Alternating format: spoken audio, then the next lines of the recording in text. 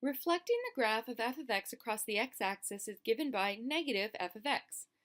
Practice. The graph of cosine x is shown.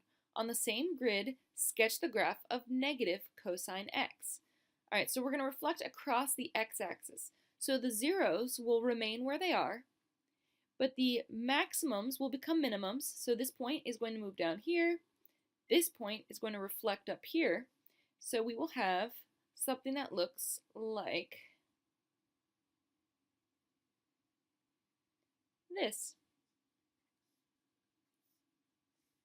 Here in green, we have the graph of negative cosine x.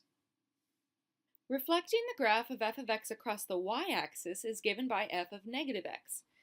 Practice. The graph of sine x is shown. On the same grid, sketch the graph of sine of negative x.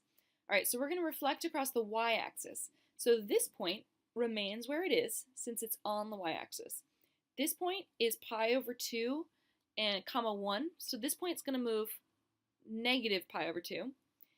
This point is at pi, and that's going to move here, where actually there already is a 0. This point can reflect across the y-axis right there. So our new graph looks something like this.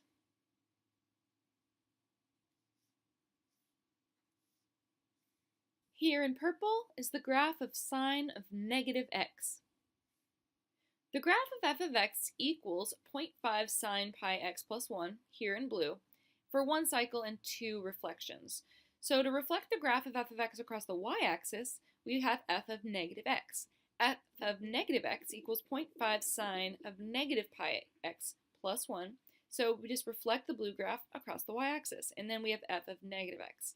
Here we have negative f of x. We've reflected the graph in blue here, f of x, across the x-axis, and that's given by negative f of x, which given this function here, all we have to do is put a negative sign out front, and it becomes negative 0.5 sine pi x minus 1.